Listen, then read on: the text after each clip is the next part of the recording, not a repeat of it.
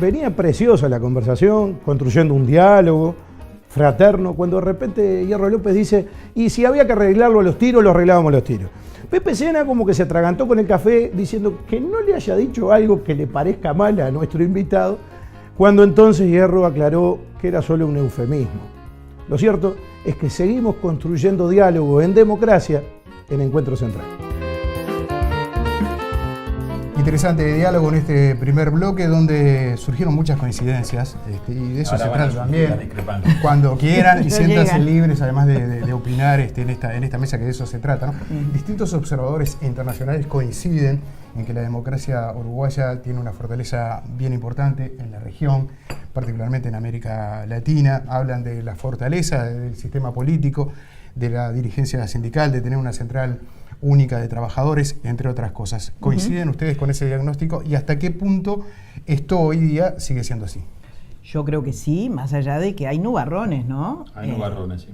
Que nosotros y Canadá seamos las democracias más consolidadas, que en el mundo, en la región y que en el mundo seamos también de un grupo de países que tienen democracias fuertes, obviamente que nos enorgullece. Ahora, vivir en el continente más desigual, vivir en el continente más violento, me costó convencerme de eso, no podía creer, entonces me dijeron, sí, las ciudades más violentas en varias decenas se encuentran en este continente. Y yo, que he tenido la oportunidad de visitar otros continentes, Asia, África, no podía dar crédito a eso, pero efectivamente, y creo que tienen relación, ¿no? Esa desigualdad, siendo ricos, ¿no? Desigualdad en la distribución, con esto de también la violencia. ¿Y cuál es el tema? Crece increíblemente en una región que va para 4 décadas de democracia, que ya está en la 4ª década de democracia, gente que dice, bueno, preferiría que volvieran los militares, porque hay menos corrupción, porque la democracia es cara. Entonces, esas cosas que además están pasando en nuestro país, que también pasan en mucho menor grado, pero pasan. Y me dicen que preocupan.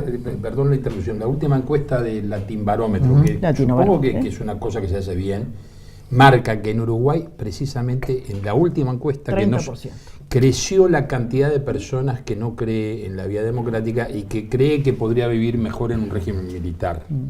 Sobre todo ante la pregunta de la seguridad, ¿no? Sí. Con los milicos claro, con los milicos no volaba una mosca, como para que los chorros nos asaltaran en la esquina. Entonces, eso es preocupante. Y además alcanzaba con muchos de ellos para robar. ¿Vos sabés que, ¿por qué, Manuel? Vos sabés que yo creo en las encuestas, digo, que es la fotografía de ese momento. Es el momento, sí. Puede pasar otra cosa, en cualquier tipo de cosa. Pero también las encuestas a veces depende cómo la pregunta incide mucho en la respuesta. Cuando un país como el nuestro, que tiene una larga tradición de esto, y fue el primer país en el mundo que le gana un plebiscito a una dictadura, porque es el primer país en el mundo que le gana un plebiscito a una dictadura, y donde los altos grados de participación, este país tiene una larga historia. Acá nos juntamos 10 personas en el barrio para hacer un club de bocha, y decimos, vamos a nombrar a las autoridades. Fulano va a ser el presidente, el secretario general, el tesorero, y los otros 7 vamos a ser... pero hay que votar. Entonces traemos una caja de zapatos, ponemos los 10 nombres que somos, porque no somos más de 10, y salimos los 10 electos. Esa es la historia y la tradición del país. Y yo creo que esa historia y esa tradición se mantiene muchas veces. Que puede haber determinados fenómenos que en algunos campos nos haga, sí, como fenómenos como apareció la violencia en el fútbol, por ejemplo, digo, fenómenos que aparecen en la sociedad que son difíciles de afrontar y hay que ver cómo de alguna manera. Con la capacidad de corrupción que tiene el narcotráfico. Con la capacidad de corrupción. Que corroe la policía, corroe la justicia, eventualmente corroe los propios partidos políticos. Y con algo distinto que tenemos nosotros. Yo creo, sin temor a equivocarme, que de las conocidas como conocidas democracias en el mundo, solo 6 o 7 tienen la proporcionalidad. Para nosotros sería imposible pensar un país que no sea proporcional. Y sin embargo, vos lo mirás y decís, pero somos la minoría más menor, los que pensamos así. Porque no es así en el mundo.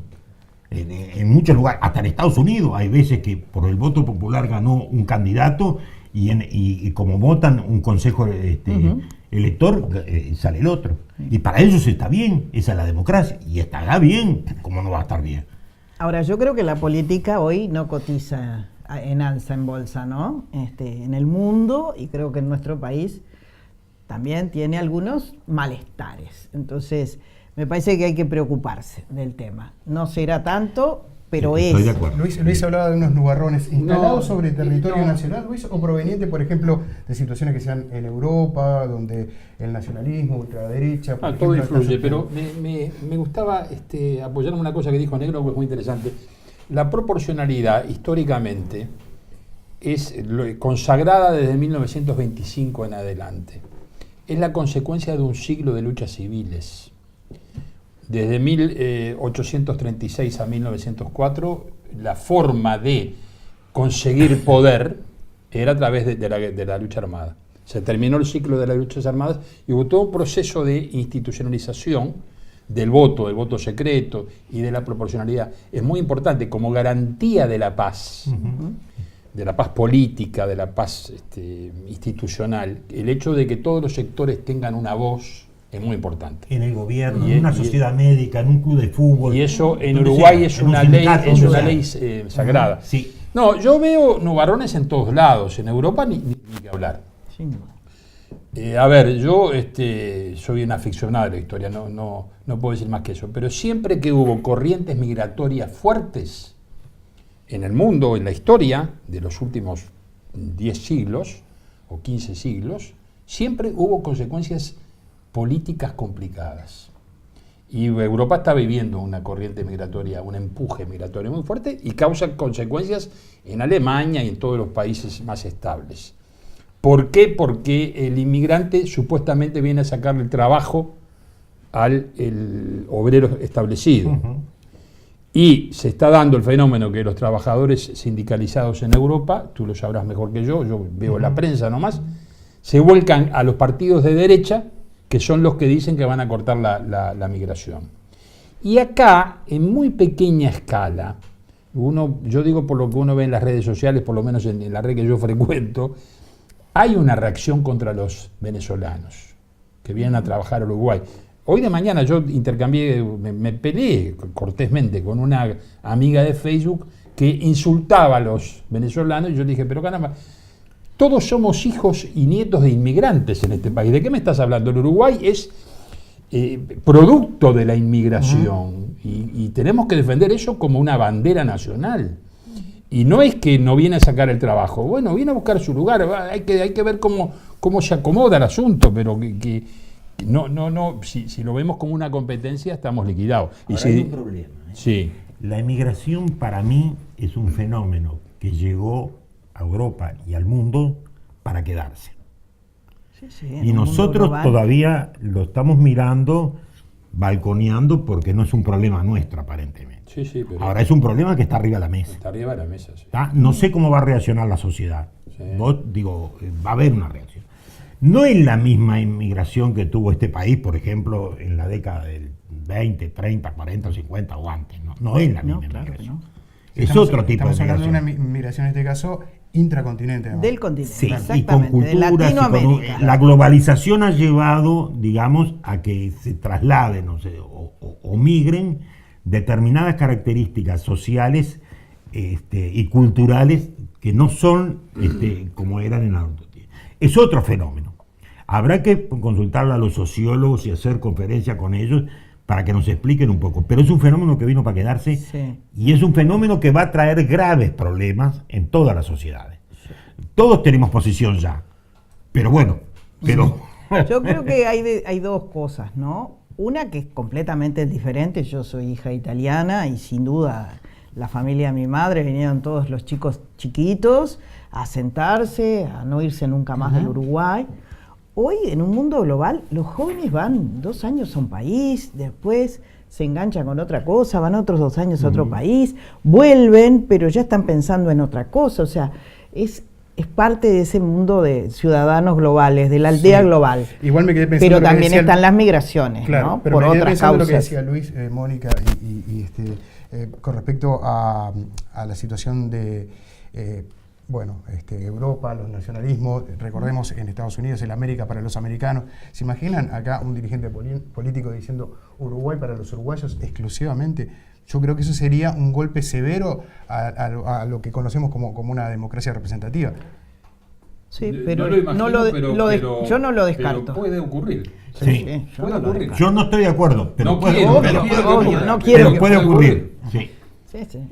A ver, Brasil es muy distinto, pero que Bolsonaro sea el candidato que anda primero en la encuesta te dice Algo un montón pasa. de cosas, algo está pasando. Algo está pasando. ¿No? Es muy distinto, pero Tiene algo otra está pasando. trayectoria, No hay partidos mucho menos políticos, democrática que la hay nuestra. una cantidad de cosas, pero eso explica, representa algo, significa algo. ¿Y cuáles son los anticuerpos que tendría la democracia para evitar ese tipo de situaciones? Y bueno, yo creo que es un problema más global, ¿no? Digo, los factores económicos, los factores culturales pesan y pesan mucho en esto. El traslado de la gente, el saber lo que está pasando en cada lugar del mundo.